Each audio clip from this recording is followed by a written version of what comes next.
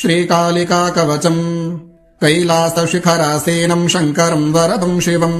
देवी पप्रच्छ सर्वज्ञम् देवदेव महेश्वरम् देव्युवाच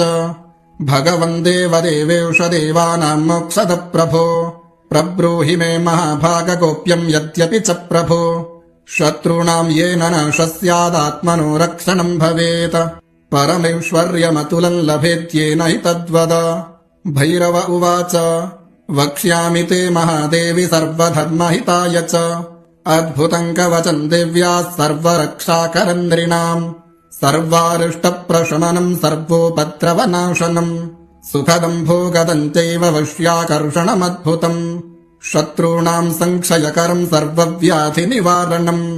दुःखिनोज्वरिणश्चैव स्वाभीष्टप्रहतास्तथा भोगमोक्षप्रदम् चैव कालिका कवचम् पठेत् अस्य श्रीकालिका कवचस्य भैरव ऋषिः अनुष्टुप्छन्दः श्रीकालिका देवता मम शत्रुसंहारार्थम् जपे विनियोगः करन्यासः ॐ क्राम् अङ्गुष्ठाभ्याम् नमः ॐ क्रीम् तर्जनेभ्याम् नमः ॐ क्रूम् मध्यमाभ्याम् नमः ॐ क्रैम् अनामिकाभ्याम् नमः ॐ क्रौम् कनिष्ठिकाभ्याम् नमः ॐ क्रः करतलकरपृष्ठाभ्याम् नमः हृदयादिन्यासः ॐ क्राम् हृदयाय नमः ॐ क्रीम् शिरसे स्वाहा ॐ क्रूम् शिखायै वषट् ॐ क्रैम् कवचायहम् ॐ क्रौम् नेत्रत्रयाय वौषट् ॐ क्र अस्त्राय फट् ध्यानम् ध्यायेत्कालीम् महामायाम् त्रिनेत्राम् बहुरूपिणीम् चतुर्भुजाम् ललज्जिह्वाम् पूर्णचन्द्रनिभाननाम् नीलोत्पलदलप्रख्याम् शत्रुसङ्घविदारिणीम् नरमुण्डम् तथा खड्गम् कमलम् च वरम् तथा बिभ्राणाम् रक्तवसनाम् दंष्ट्रयाघोररूपिणीम् अट्टाट्टहासनिरताम् सर्वदा च दिगम्बरम्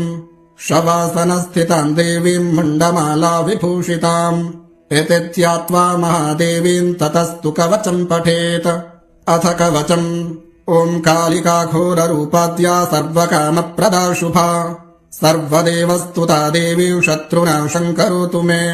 ह्रीम् ह्रीम् स्वरूपिणीम् चैव ह्रीम् ह्रीम् हूम् रूपिणीम् तथा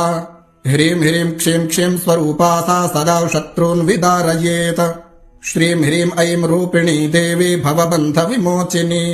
हूम् रूपिणी महाकाली रक्षास्मान् देवि सर्वदा यथा शुम्भो हतो दैत्योऽनुशुम्भश्च महासुरः वैरिनाशाय वन्देताम् कालिकाम् शङ्करप्रियाम् ब्राह्मी शैवी वैष्णवी च वाराही नारसिंहिका कौमार्यैन्द्री च चामुण्डा खादयन्तु मम द्विषः सुरेश्वरी घोररूपा चण्डमुण्डविनाशिनी मुण्डमालावृताङ्गी च सर्वतः पातु माम् सदा ह्राम् ह्रीम् कालिके घोरदंष्ट्रे रुधिरप्रिये रुधिरपूर्णवक्त्रे रुधिरावृत्तितस्तनि मम शत्रून् खादय खादय हिंस हिंस मारय मारय भिन्धि भिन्धि चिन्धि चिन्धि उच्चाटय उच्चाटय द्रावय द्रावय शोषय शोषय स्वाहा ॐ जय जय किरि किरि मर्दय मर्दय मोहय मोहय हर हर मम रिपून् ध्वंसय ध्वंसय भक्षय भक्षय त्रोटय त्रोटय यातु दानानि चामुण्डी सर्वजनान् राज्ञो राजपुरुषान् स्त्रियो वशान् कुरु कुरु तनु तनु धान्यम् धनमश्वाश्च गजांश्च रत्नानि दिव्यकामिनीः पुत्रान् राज्यम् प्रियम् देहि देहि यच्छय यच्छय क्षाम् क्षीम् क्षूम् क्षैम् क्षौम् क्ष स्वाहा इत्येतत् कवचम् दिव्यम् कथितम् शम्भुना पुरा ये पठन्ति सदा तेषाम् ध्रुवम् नश्यन्ति शत्रवः प्रलयः सर्वव्याधीनाम् भवतीह न संशयः धनहीनाः पुत्रहीनाः शत्रवस्तस्य सर्वदा सहस्रपठनात् सिद्धिः कवचस्य भवेत्तदा ततः कार्याणि सिद्ध्यन्ति यथा शङ्करभाषितम् श्मशानाङ्गारमादाय चूर्णीकृत्य प्रयत्नतः पादोदकेन स्पृष्ट्वा च लिखिल्लोहशलाकया भूमौ शत्रून् हीनरूपान् उत्तराशिरसस्तथा हस्तम् दत्त्वा तु हृदये कवचम् स्वयम् पठेत् शत्रोः प्राणप्रतिष्ठाम् तु कुर्यान्मन्त्रेण मन्त्रवित् हन्यादस्त्रप्रहारेण शत्रुर्गच्छेद्यमालयम् ज्वलदङ्गारतापेन भवन्ति ज्वरिनो रयः प्रोक्षणैर्वामपादेन दरिद्रो भवति ध्रुवम्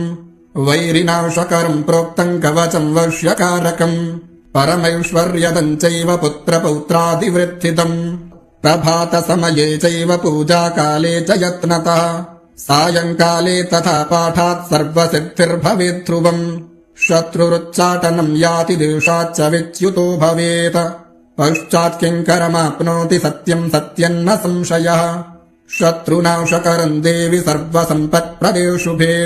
सर्वदेवस्तु ते देवि कालिके त्वाम् नमाम्यहम् यत् श्रीरुद्रयामले कालिकाकल्पे वैरिनाशकरम् नाम श्रीकालिकाकवचम्।